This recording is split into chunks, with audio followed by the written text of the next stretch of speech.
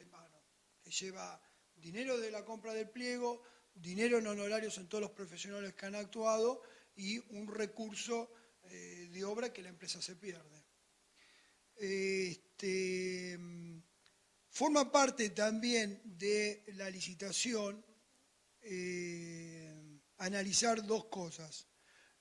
Una es el armado del precio de la obra, y esto es importante porque la mayoría de las licitaciones lo que piden no solamente volcar el precio en una planilla Excel de cómputo y presupuesto.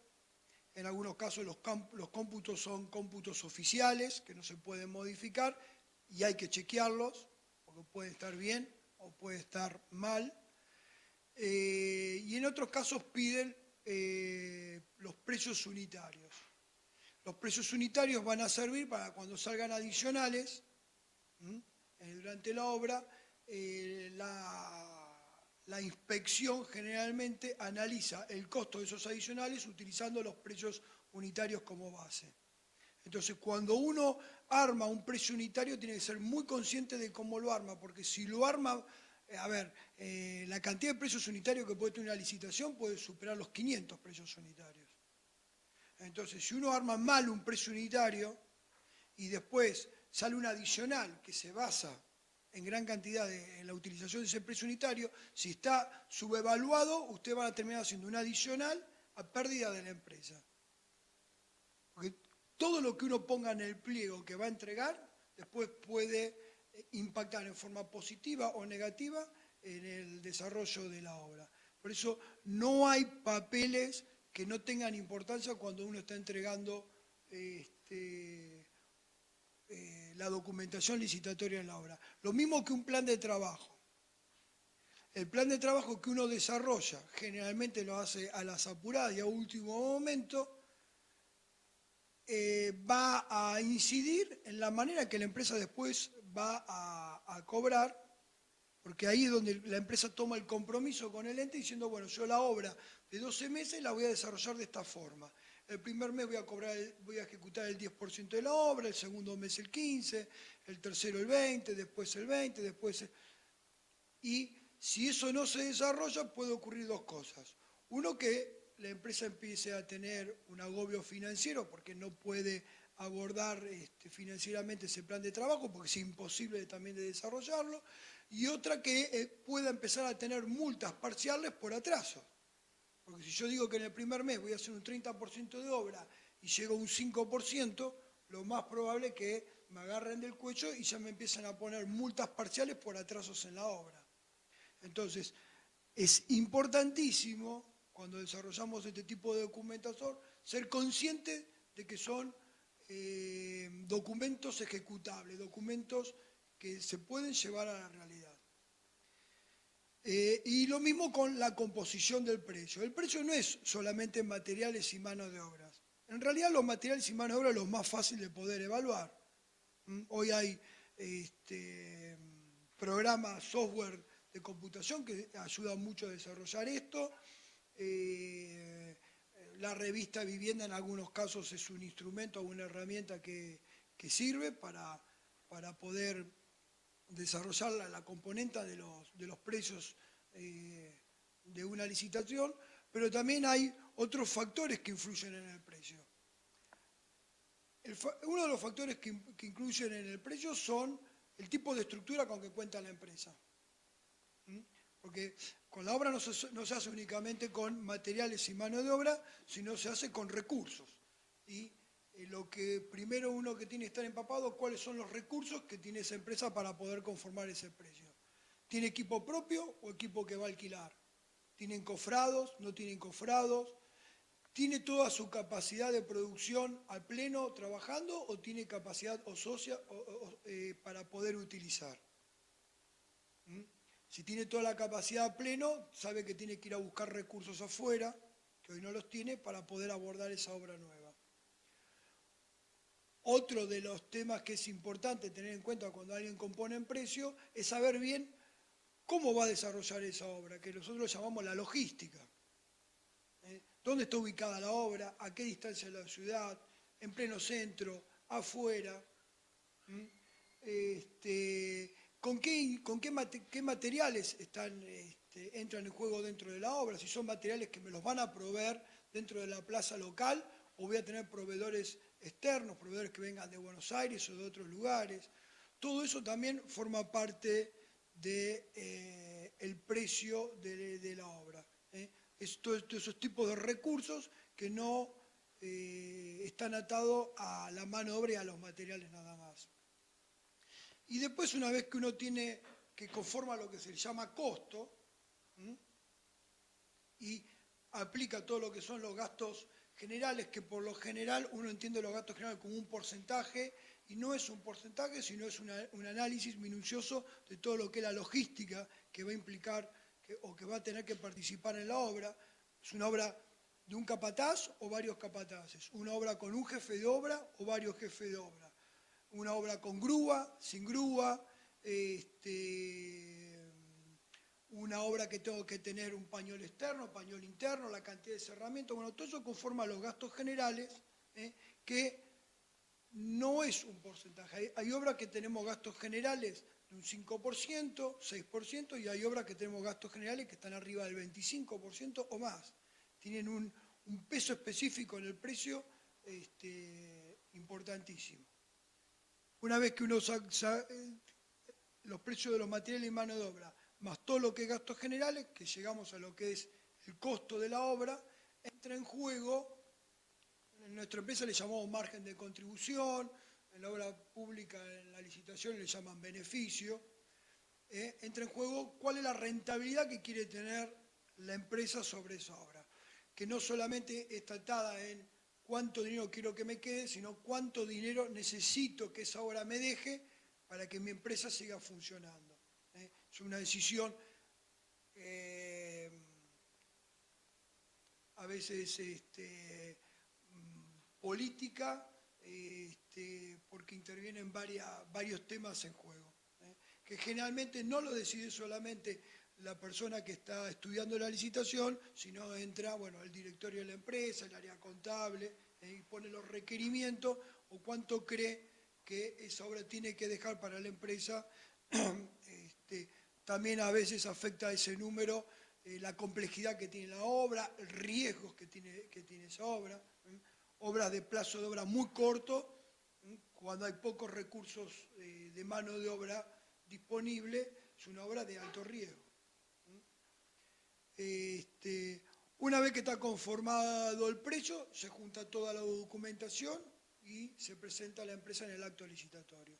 La presencia de la empresa en el acto licitatorio es importantísimo, porque dentro del pliego establece cuáles son la empresa tiene ciertas facultades para ejercer dentro del acto licitatorio. Hay cierta documentación que, si falta, la empresa oferente, la empresa que se presenta, puede impugnar a alguna otra empresa que no haya presentado cierta documentación. Por lo general, son masacres, se matan en ese acto licitatorio. Hubo licitaciones donde todas salieron impugnadas.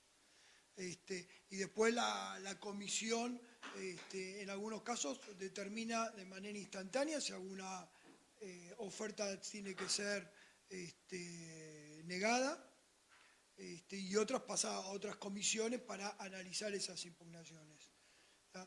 Por eso es importantísimo acompañar la licitación. Nosotros tenemos que respaldar personalmente nuestra licitación en el momento que nos presentamos. Es fundamental eso.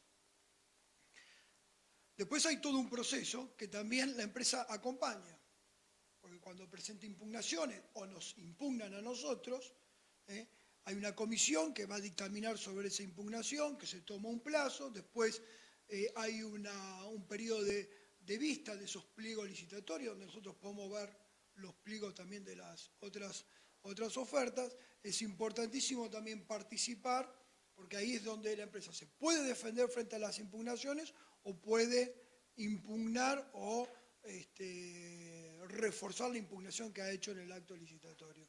Esto a veces es determinante. Creo que nosotros en una licitación salimos tercero en el número y la ganamos porque se impugnaron a la empresa que salió primera y segunda. Entonces, ¿no?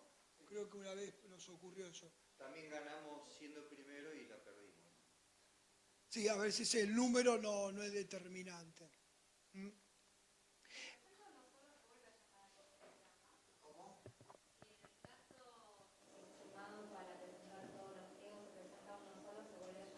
Sí, por lo general, ¿no? No, no, claro, no, en realidad no. Hay concursos, sí. Sí. No, pero hay concursos del Estado, algunos Hay sedes que algunos, sí. como mínimo tienen que tener 2 oferentes. 2 o 3 siempre. Gustavo trabajó en el Prieté, que era un programa de ciencia y técnica, de desarrollo de infraestructura en tecnología e investigación, que era para compra de bienes de equipamiento, microscopios, para científicos, y el acondicionamiento de obra. O ahí el Prieté, o sea, el Ministerio de Ciencia y Técnica, tenía una comisión que nos exigía por lo menos 3 ofertas para cada uno de los llamados, porque eran casi 3 millones en equipamiento de, yo digo microscopio, pero bueno, esas cosas.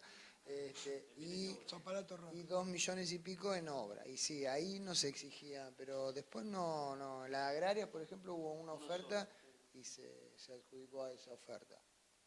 Pero puede ser, o si se desestima y no hay ofertas válidas en el acto de apertura, la administración sí generalmente hace o analiza a ver por qué motivo no se presenta. Digamos, yo como funcionario muchas veces no se presenta nada y decir, che, en vez de automáticamente yo instruir un segundo llamado, paramos un poco y a ver qué pasó. No se presentaron por el precio, quedó atrás, entonces ahí tenemos una posibilidad por ahí de actualizar. Bueno, ahí podemos tomar decisiones, digamos, pero eso.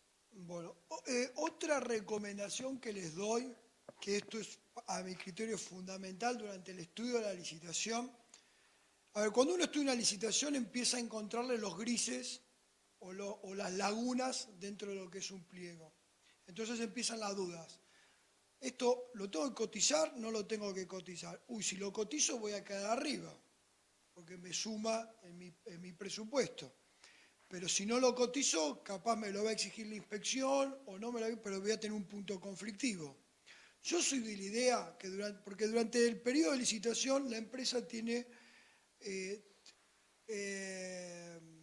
2 etapas. La primera donde hace la visita de obra, también las visitas de obras son por lo general obligatorias y es importante ir porque uno en esa visita de obra es donde se entera cuáles son los competidores. La licitación es una competencia, es una carrera. El que llega mejor a la meta generalmente es el que gana. Entonces hay que tratar de utilizar todos los elementos que tenemos o herramientas que tenemos en juego para poder sacar el mejor jugo posible. La visita de obra no es solamente, a veces uno va a hacer una visita de obra y es un terreno baldío. O sea, como visita de obra no me aporta mucho, pero sí que voy a conocer las caras y las empresas que van a competir conmigo, lo cual me va a dar datos.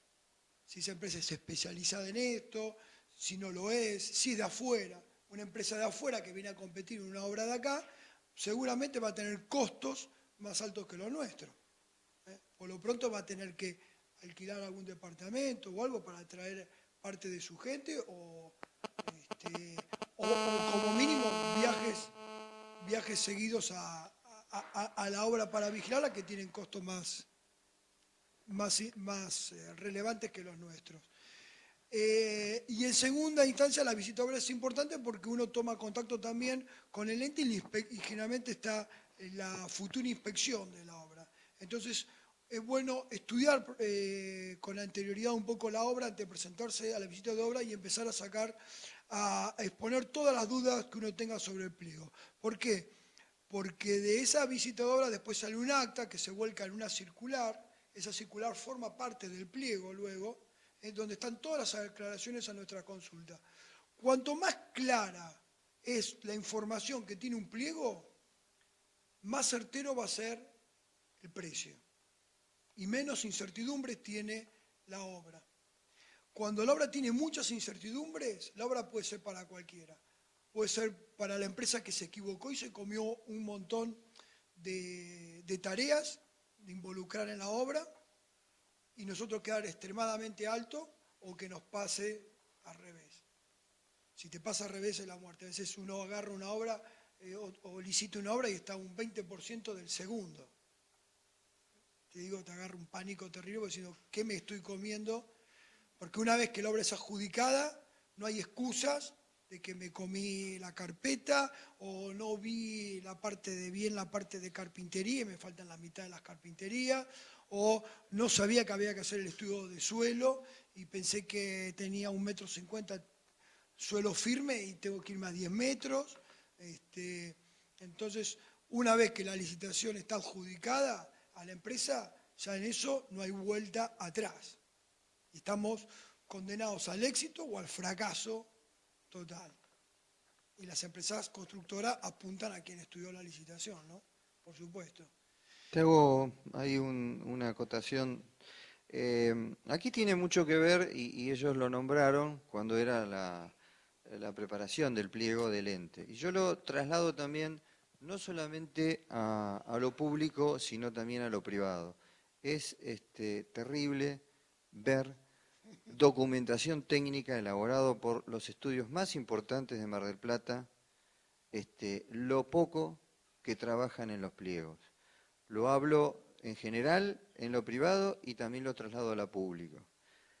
La documentación, y ustedes estén en el lugar que estén, en lo público o en lo privado, métanse en la cabeza que cuanto más desarrollen la documentación técnica, o sea, los planos, los detalles, etcétera, más justo va a ser el precio y menos dolores de cabeza van a tener después, en lo público y en lo privado.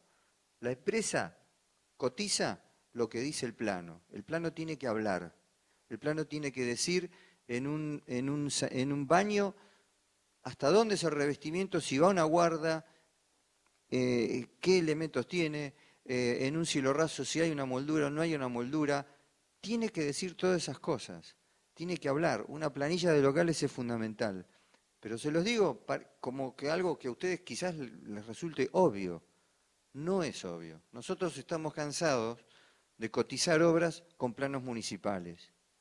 Hasta nuestra empresa ha elaborado un listado de requerimientos para los estudios de arquitectura que se llama LDB, Listado de Documentación Básica para que nosotros podamos presupuestar. Se los entregamos para que nos den determinados planos, mínimos les digo. Ni así lo cumplen. Les digo que hay una falta de responsabilidad de los profesionales de la arquitectura en la elaboración de la documentación técnica para presupuestar cualquier trabajo.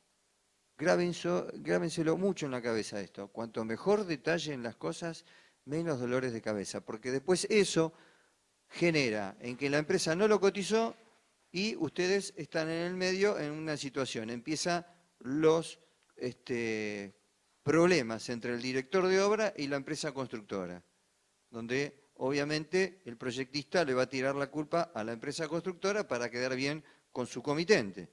La empresa constructora va a tener que ver cómo está en ese rol, porque sabe que al director lo va a tener que sufrir todo el año. Y el inversor que no quiere poner la plata que le dicen que hay un adicional. Y eso es producto de la falta de documentación. Y ahí después puede generar esto ya en reclamos judiciales, etcétera, etcétera.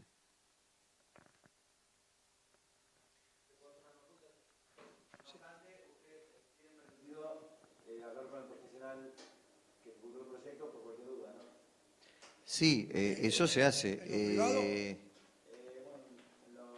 En lo privado sí, en lo público también a través de las consultas por escrito que se entregan al área correspondiente, que después el área recibe las consultas de todas las empresas y después emite una circular y entrega las respuestas a todas las empresas, porque las reglas de juego tienen que ser claras. Entonces, si yo de repente como empresa hago una consulta sobre un tema en particular, esa respuesta es transmitida a todos los oferentes. Eso forma parte después las circulares, donde se responden a veces emiten circulares porque el ente sigue trabajando y va resolviendo algunos problemas también durante el periodo de licitación. Todas esas circulares forman parte del pliego licitatorio y el pliego licitatorio forma parte del contrato de la obra. Es un documento más de la obra. Es más, es uno de los documentos más importantes que tiene la obra para poder resolver cualquier conflicto que se pueda suscitar en la obra. Incluso hasta conflictos producto de cambios de escenario. Nosotros, bueno, con la universidad hicimos el Colegio Ilia, nos tocó en el año 2001, no solamente se cayeron las Torres Gemelas, sino acá hubo un despelote terrible y los precios, empezamos a tener las primeras dispersiones de precio cuando habíamos licitado en un ámbito de inflación cero. Y tuvimos que, la única manera de poder solucionar todos esos problemas que teníamos era recurriendo al pliego de bases y licitaciones, sobre todo la parte legal. Y otra cosa que pasaba es que, bueno, yo he hecho ese laburo que hacen ustedes, no en Argentina, y lo que pasaba es que cuando aprobaba el municipio o el ayuntamiento, lo que sea, el proyecto se tenía 10 años, capaz, ¿no? El proyecto se ha hecho hace 10 años, quedó en stand-by y se largó la licitación en esa fecha. Entonces ya hay muchísimas cosas que no estaban ni en el mercado. Sí, bueno, pero acá, por ejemplo, en los pliegos, por lo general, y creo que tienen la obligación a través de la ley, no te pueden poner un producto específico si no te dicen producto tal o similar. ¿Tá? Para que la empresa no... Primero porque puede dar a pensar cualquier cosa que haya un arreglo entre un municipio o un ente y esa empresa, ¿no? Porque vos estás generando ahí un monopolio. Si todo el mundo comprara grifería FB a través por las licitaciones, daría que pensar. Entonces te dicen, marca FB, modelo tal o similar. Entonces siempre te deja lo que te están marcando es el estándar de calidad que quieren para esa obra, nada más. ¿Tá? Sí. No me refería a marcas, también a sistemas constructivos o, por ejemplo, andamiajes que no estén más homologados. Y sí, pues acá no ocurre mucho porque no cambia demasiado toda la... Sí, pero sí, por supuesto. Y eso también depende mucho de la relación que la empresa constructora puede establecer con la inspección.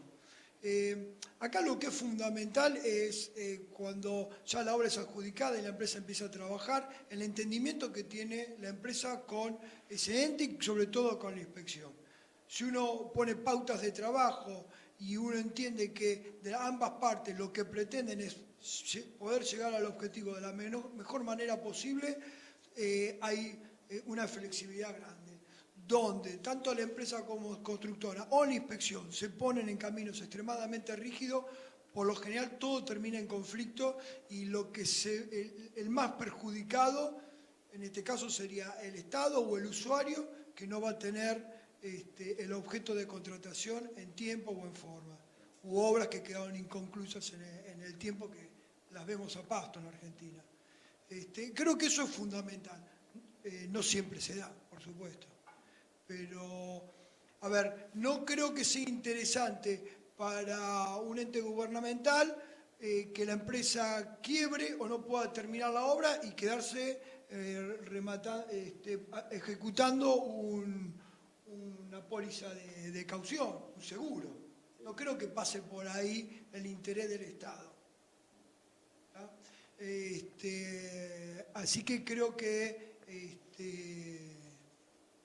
esto es fundamental.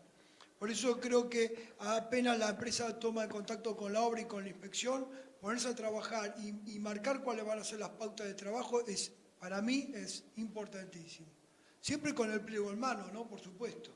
Pero el pliego lo que ayuda es a tirar una línea de trabajo donde ambas partes se comprometen a no desviarse de eso y tener cierta flexibilidad para poder manejarse. Pero el entendimiento con la inspección es fundamental.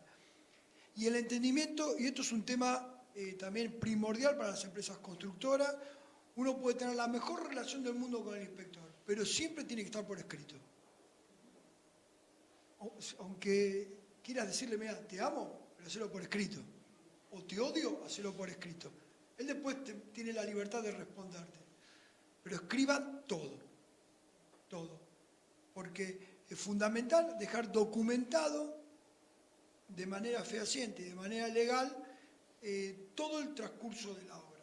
Porque a veces nos tocan obras que en el medio hay cambio de autoridades. Y no siempre, lo dijo acá Daniel, no siempre el nuevo que asume va a tener los mismos lineamientos del que estaba anteriormente. A nosotros nos ha tocado obras que ha cambiado el intendente. Entonces, es fundamental que quede por escrito las cosas, porque a veces uno deja cosas a futuro para solucionar. Bueno, cuando terminamos la obra vemos cómo arreglamos este tema, vamos a buscar, y de repente hay cambio de autoridades y queda todo en el medio. Siempre hay que tratar de dejar bien a resguardo a la empresa constructora, sobre todo del tema legal. En ciertos momentos, en todo el periodo de la obra, el abogado tiene presencia. Siempre uno está consultando al abogado cómo emitir una nota de pedido, recurrir al pliego si es pertinente presentarla o no. Lo escrito no es simpático, pero hay que hacerlo. Hay que buscar. Yo para dar un ejemplo que dice Marcelo, en la universidad, la biblioteca central, que es un edificio que se está terminando, también la empresa subcontrató, digamos, dentro del proceso de inspección, uno de los rubros, una empresa que tuvo inconveniente con la provisión, pero como decía Marcelo, como en su momento, a partir de las órdenes de servicio que emanaban de la inspección, del no cumplimiento de los plazos de obra, el plan de trabajo, es que se hacían pasibles de multa. Y para evitar, uno como funcionario también, lo que menos quiere es tener conflicto. Cuando pasan esas cosas, generalmente te viene la empresa o en la inspección te dice, mira, pasa esto, ¿qué hago? Ya cuando está todo despelotado, entonces sucede eso, que al no quedar escrito uno puede tener la flexibilidad que dice Marcelo desde la administración, diciendo si la provisión de vidrio, vienen los vidrios de Italia y el barco no sé qué, con la aduana, bueno, si no hay en las órdenes de servicio una respuesta a esas cosas, uno tiene que, no tiene, o sea, tiene los instrumentos del pliego que tiene que ejecutar, entonces le tenés que ejecutar y intimar con una multa, entonces ahí empiezan los problemas de abogado. Cuando aparece ya el abogado, ahí ya empieza el lío, ¿no? Entonces, el tema es siempre poder prever, yo a los contratistas también, a los pocos por ahí que tenemos en la universidad, es siempre tratar de tener ese contacto, ese registro entre inspecciones y los que de alguna forma gestionamos, ¿no? Pues yo no inspecciono la obra, yo trato de tener un plan y gestionar los fondos. Entonces, es muy importante lo que dice Marcelo. Por eso es fundamental documentar por escrito, son 2 libros, están las notas de pedido, que son lo que emiten las empresas constructoras, y las órdenes de servicio, lo que emiten las inspecciones, y que quede registrado todo.